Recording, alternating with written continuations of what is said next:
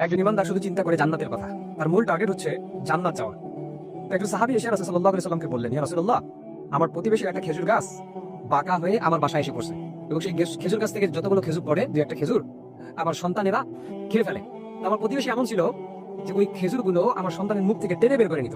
ইয়া রাসূলুল্লাহ, আপনি ওই প্রতিবেশীকে বলে ওই খেজুর গাছটা হয়তো আমাকে বিক্রি করে দিতে পারেন আমার কাছে, নয়তো আপনি আমাকে সদকা করতে পারেন। রাসূল সাল্লাল্লাহু আলাইহি ওয়াসাল্লাম ডাকলেন প্রতিবেশীকে, ডেকে বললেন যে তুমি এই খেজুরের গাছটা তার কাছে বিক্রি করে দাও অথবা সদকা করে দাও। তিনি বললেন, ইয়া রাসূলুল্লাহ, আপনি যদি অন্য কোনো কিছুর কথা বলতেন তাহলে আমি দিতে পারতাম, কিন্তু এই খেজুর গাছ আমার কাছে একটাই, এটা আমি আপনাকে দিতে পারবো না।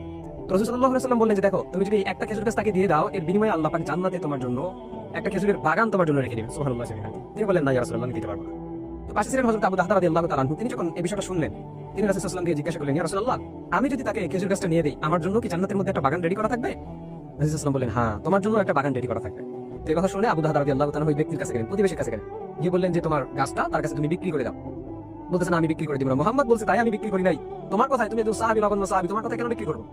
আবু দাহদা রাদিয়াল্লাহু তাআলা আনহু বললেন যে দেখো, অমুক জায়গায় আবার একটা খেজুরের বাগান আছে, সেই খেজুরের বাগানের মধ্যে 600 খেজুরের গাছ আছে এবং সেই গাছগুলোতে পাকা পাকা খেজুর আছে। সেই এটা এমন একটা মৌসুম ছিল যে খেজুরগুলো অনেক পাকা পাকা ছিল। আবু দাহদা রাদিয়াল্লাহু তাআলা আনহু বললেন যে এই 600 খেজুর গাছের একটা বাগান, পাকা খেজুর গাছের একটা বাগান আমি তোমার নামে লিখে দিব, তুমি এই একটা গাছ তাকে দান করে দিয়ে দাও। আল্লাহু আকবার, আল্লাহু আকবার। প্রতিবেশী বললেন, আবু দাহদা, তুমি কি পাগল?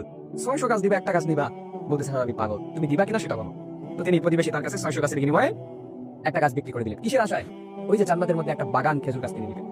তো আগের জামানা এমন ছিল, এখনো আপনি দেখবেন আরবের মধ্যে, সৌদি আরবের মধ্যে যখন খেজুর গাছের যদি কারো বাগান থাকে, যতদিন পর্যন্ত খেজুরগুলো পাকে ততদিন পর্যন্ত সাথীরা কিন্তু ওই জায়গার মধ্যে বাস করে। যখন খেজুর শেষ হয়ে যায় তখন আবার নিজ নিজ গন্তব্যস্থলে তারা ব্যাক করে। তো আবু দাহদা রাদিয়াল্লাহু তাআলা আনহু খেজুর গাছের ভিতরে গিয়ে ডাকলেন তার বিবিদেরকে ডাকলেন। তো বিবিদেরকে ডেকে বললেন যে আমি খেজুর গাছ বিক্রি করে দিছি। বিবিটি কি বলে, কি বলো, তুমি খেজুর গাছ বিক্রি করে দিছো কেন? আবু দাহদা রাদিয়াল্লাহু তাআলা আনহু বললেন যে আল্লাহ হাবিবের মুখ থেকে আমি শুনছি যে আমি যদি একটা গাছ তাকে নিয়ে দিতে পারি তাহলে জান্নাতের মধ্যে আল্লাহ পাক আমার জন্য একটা খেজুরের বাগান আমার জন্য বরাদ্দ করে রাখছেন। সুবহানাল্লাহ। তো আবু দাহদা রাদিয়াল্লাহু তাআলা আনহুর স্ত্রী জবাব দিলেন, রবিআল ভাই আবু দাহদা, ইয়া আবু দাহদা, তুমি সফল কাজ করে আসছো, তুমি ভালো কাজ করে আসছো, উত্তম কাজ করে আসছো। সাথে সাথে তার বাচ্চাগুলো যারা ছিল, বাচ্চারাও বলতে লাগলো, রবিআল ভাই ইয়া আবু দাহদা। একজন বিবি হয়ে বলতেছে তুমি ভালো কাজ করে আসছো, সফল কাজ করে আসছো। তো আবু দাহদা রাদিয়াল্লাহু তাআলা যে বাগানটা তার কাছে বিক্রি করে দিলেন সামান্য একটা গাছের জন্য, কেন? টার্গেট কি? মূল টার্গেট হচ্ছে জান্নাত লাভ করা। জান্নাতের মধ্যে রাসূল সাল্লাল্লাহু আলাইহি ওয়াসাল্লামের মুখ থেকে শুনছেন জান্নাতের মধ্যে তার জন্য একটা বাগান রেখে দেওয়া হবে খেজুর গাছে। তো এই লোভে তিনি 600 গাছ বিশিষ্ট, তার উপর আবার পাকা ফল, পাকা খেজুর, এগুলো বিক্রি করে দিলেন।